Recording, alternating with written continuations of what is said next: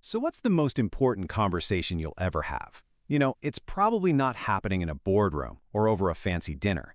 It might just be in a small, quiet room with a doctor when everything, and I mean everything, is on the line. The anthropologist Margaret Mead was once asked what she thought the very first sign of civilization was. And her answer wasn't a clay pot or a hunting tool, it was a 15,000-year-old healed femur. See, in the animal kingdom, if you break your leg, that's it. You're done. But this bone showed that someone had stayed with the injured person, cared for them, kept them safe. Think about that. Before any modern medicine, before any fancy procedures, healthcare started as a fundamentally human act of connection. Okay, so how has that basic act of care changed over 15,000 years? Let's jump from that ancient campfire straight into the modern clinic and find out. For a really long time, the relationship between a doctor and a patient was, well, pretty simple. It was all built on this foundation of authority, where doctors' orders weren't just a suggestion, they were the final word. End of story. This approach is what's called the paternalistic model, and it's exactly what it sounds like. The doctor acts like a guardian. They have all the knowledge, they weigh all the options, and then they decide what's best for you. And your role as the patient in this whole dynamic? Pretty simple. Listen, trust, and do what you're told. But over the last few decades, that model has started to really dramatically shift. We've been moving away from that one-way street of doctor decides and toward a two-way collaboration, a real partnership. The goal isn't just to get you to comply anymore, it's to have you actively participate. So how did we even start to make that huge leap? Well, the first big step was a revolutionary but actually very simple idea, that a patient has a fundamental right to know what's happening to their own body. And that idea is called informed consent. Now, the key phrase here, the one I really want you to hear, is process of communication. It's supposed to be a real conversation. It's not just about getting you to sign a piece of paper. It's about making sure you actually get what you're agreeing to. But, in the real world, that doesn't always happen. Just look at this number. It shows you just how fast the informed part of informed consent can completely vanish. A study found that over 64% of online ads for egg donors failed to mention a single risk of the procedure. Not one. I mean, if that much information is missing, can you really call it informed consent? And here's the other side of it. Even when the information is technically there, it's often buried. Come on, we've all seen those forms, right?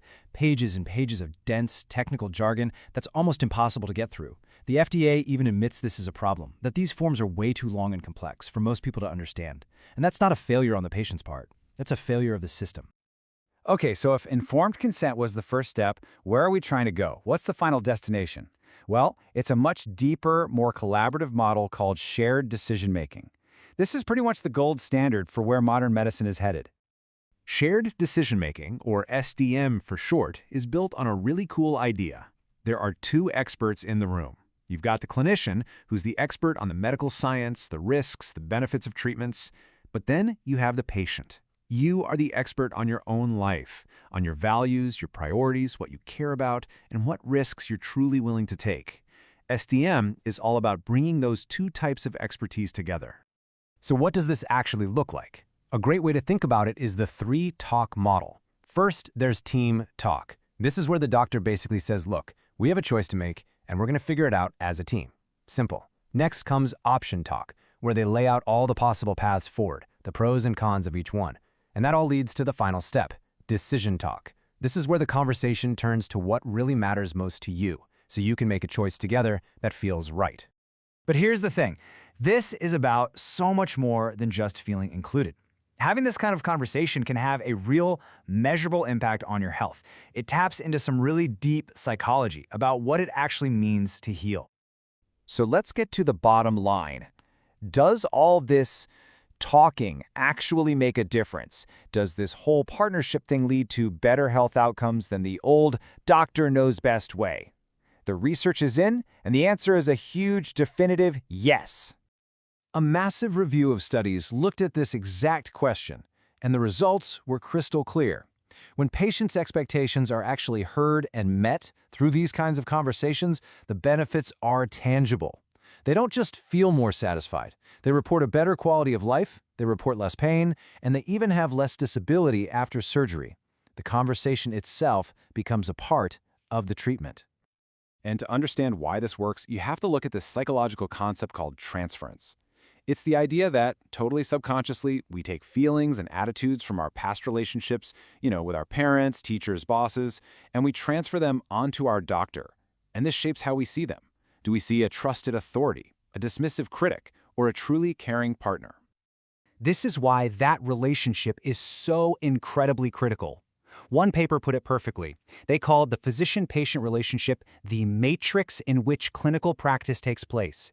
It's not something separate from the medicine. It is the very foundation that all the care is built on.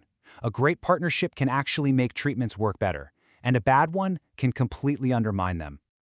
So, knowing all this, how do you make sure you're an active partner in your own healthcare? How do you go from being just a passenger along for the ride to being the co-pilot? Well, the good news is you've got way more power here than you might think. Shared decision-making isn't just on the doctor. It's like a dance, right? It takes two people to really make it work. Here are a few really simple but incredibly powerful things you can do. You can start by just saying the words, "I'd like to be involved in making this decision." Then ask the magic question, what are all of my options? Be ready to share what's most important to you, your work, your family, your hobbies. Ask about the specific risks and benefits for each path, and ask if there are things like pamphlets or videos that can help you understand. And last but not least, before you walk out that door, make sure you both have a clear plan for what happens next. These small steps can totally transform the entire conversation. In the end, that 15,000-year-old femur reminds us where this all began, with one human being helping another. The technology has changed beyond recognition, but that core human interaction, it's still at the heart of it all. And maybe, just maybe, the next great leap forward in medicine won't be a new pill or a surgical robot, but will simply be learning how to have a better, more honest, and more human conversation.